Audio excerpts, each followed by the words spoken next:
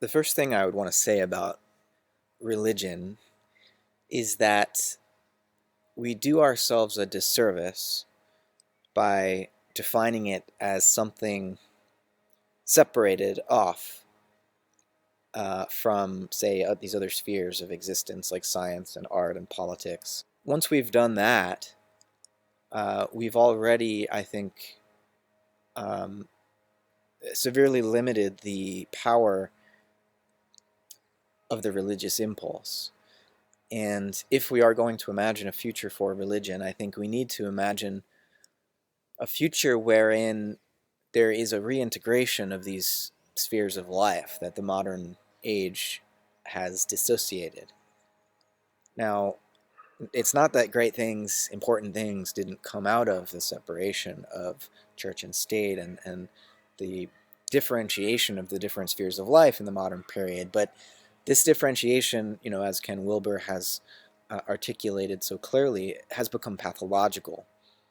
And so when I try to imagine the future of religion, I do so under the assumption that it's going to require some kind of reintegration, some sort of complex reweaving of the good, the true, and the beautiful, some type of integration of science, politics, and art with the spiritual impulse at the core of religion. So that said, I think it's important also to avoid defining religion in the modern way as about primarily belief. Religion as a set of beliefs, a system of propositions that one believes in. Rather, religion, I think, needs to be grounded in practice, and I think theology can be a form of practice. It's a mental practice, certainly, but still a form of practice. I think religion is more about who one is and the transformation of one's identity and, by proxy, one's values. So it's more about who one is than it is about what one believes. Certainly what one believes may have transformative effects on who one is, but again, religion is primarily about who one is. Religion is a mode of existence, and it's a mode of existence constituted by forms of symbolic enactment, I would suggest. And by symbolic enactment, I'm basically trying to ground religion in ritual performance. And ritual performance is ultimately, I think, a form of play.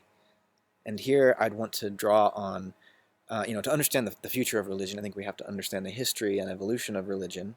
And in my attempts to understand the evolution of religion, I've turned to this sociologist, American sociologist Robert Bellah, as well as the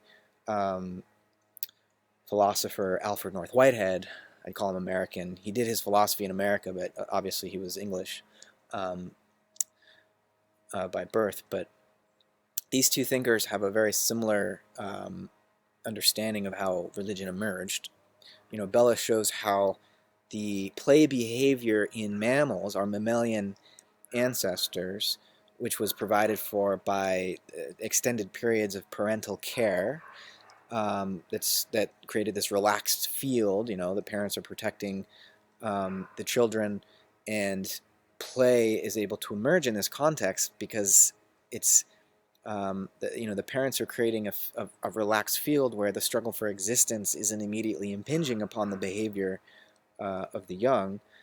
And the idea is that as this play behavior became more complex, that it actually played a role in the evolution of more social, pro-social behavior among primates and hominids, and gradually developed into ritual practice among early human beings who recognized that through certain ritual performances they could recreate certain emotions, emotions of sublime transcendence, for example, and emotions of love and compassion. And so these ritual performances started to be engaged in as ends in themselves, and they're forms of serious play, I would suggest. Um, and gradually, the rituals took on more elaborate symbolic forms and narrative and mythic forms, and then with certain transitions like the axial age, as Karl Jaspers called it, you get a heightened theoretical elaboration of these mythic and symbolic forms. You start to get what Whitehead calls rational religion or philosophy. And what's key here all along is that even once you get to so-called rational religion or critical religion, or philosophy, if you want, the religious impulse still uh, depends upon, is constituted by play, ritual performance, and symbolic enactment. So it's not as though once we get to theoretical reflection upon the nature of religion that we can somehow do away with the practice, with the ritual, with the myth and the symbol.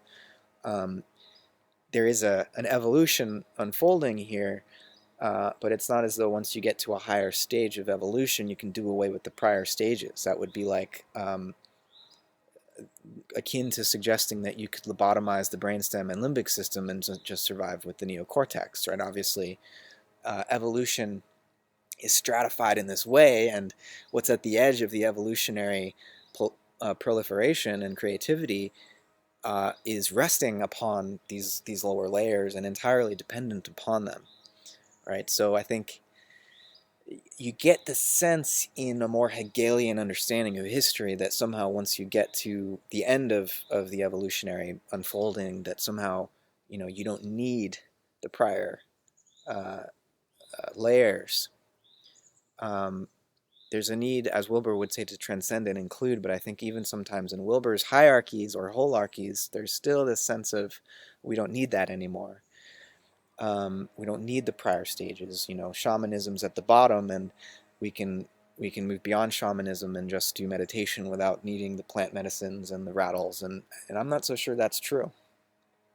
I think we need to acknowledge that there is an evolution, there is a creative advance, and we don't want to be relativist, but at the same time, I think I would err more on the side of pluralism and inclusivity, because the human psyche and the cosmos is far more, it's queerer than we can understand. And to think that we have somehow, mapped out the path, the conveyor belt, such that it's going to continue to work in the same way, and such that there are more advanced people over here and less advanced people over there, I think that's dangerous. And that pluralism and inclusivity to difference, in a continual engagement in interreligious dialogue, without the assumption that one's own tradition is the uniquely true point of access to the divine. I think this is essential. And, there's a spirit to interreligious dialogue that I think is unifying. And it's a spirit that, in its essence, is kind of ineffable and unspeakable, but I think the best we can do is to refer to it as love or compassion. And indeed, many of the enduring wisdom traditions that we have with us today point to this fact. And I don't think we should overlook that, because it might seem cliche to say that love is the answer, but I think it really is that simple. Now,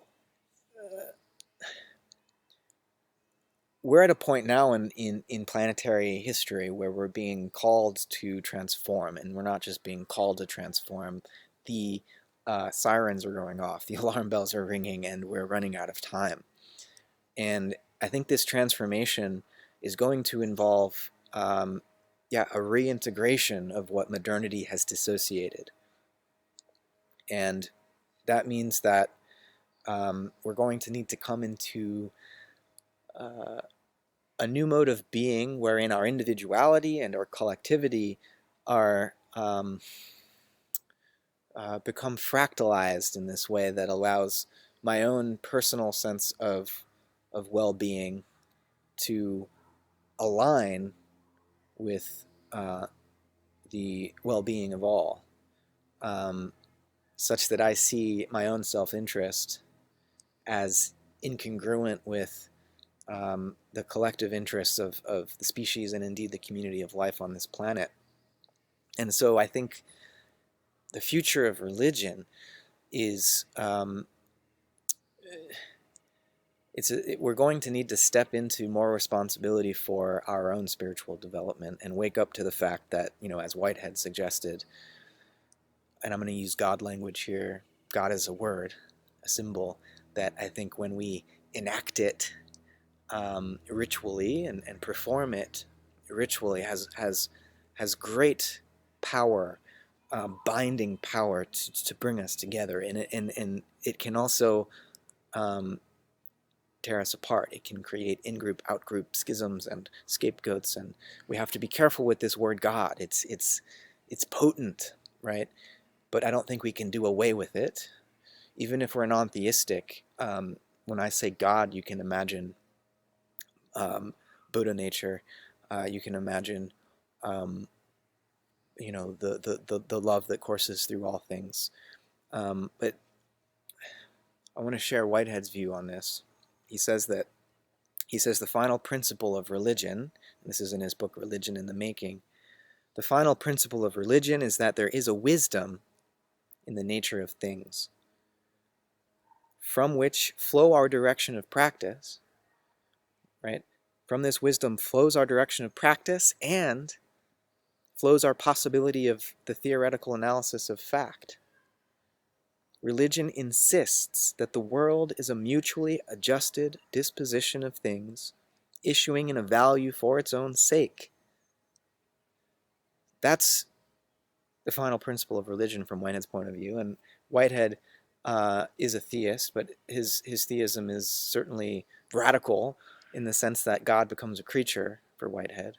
God is no longer all-powerful in Whitehead's view. God is not, as he puts it, the coercive force wielding the thunder. Rather, God becomes, in Whitehead's cosmos, a creaturely god of persuasion rather than a god of coercion. And Whitehead's view is that we must awaken to the fact that, as he puts it, the world lives by its incarnation of God in itself. So God is not separate from the world. God is the shape of creativity as it is bodied forth in the world. So it's not as though you could point to God somewhere in the world. God is no finite thing in the world, but God is the spirit that guides the creative advance of all finite things in the world. Whitehead says every event on its finer side introduces God into the world, such that every act, human act or animal act or plant act or quantum act, every act leaves the world with a deeper or a fainter impress of God. And so I think the future of religion is a future wherein we consciously awaken to and take responsibility for our divine power, the fact that we are co-workers with God in the creation of the world. And as human beings now living in the Anthropocene, we have unconsciously created a condition wherein we are now forced to awaken to our own power and to awaken to the responsibility we have to wield that power in a loving and life-enhancing way. And I don't know that we can do that without a religious transformation. It can't just be a new theory of political economy, right?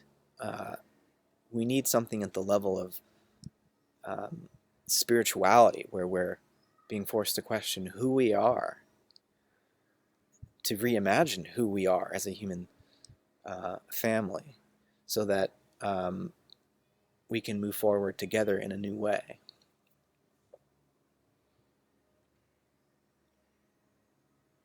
So I think each of us is called to find our own path into our own playful path into the ritual performance of and the symbolic enactment of the wisdom that is inherent in the nature of things, as Whitehead put it. We don't have to make it up ourselves. We discover it, but then we, having discovered it in a sort of call and response musical jazz-like performance, having discovered it, we then respond creatively to the wisdom that we perceive in things. And so we've got help here, but we need to take responsibility for how we respond to the help that is being offered by the wisdom latent in the nature of things. And, you know, the Judeo-Christian religions have always had an eschatological orientation, which makes them unique from other wisdom traditions. And so in that spirit, I would want to emphasize that we are living in an apocalyptic moment, in a revelatory moment, and that the future is now. We cannot wait for a gradual awakening. We need to realize what it means for God to be incarnate in each moment and in each creature, and we need to act accordingly.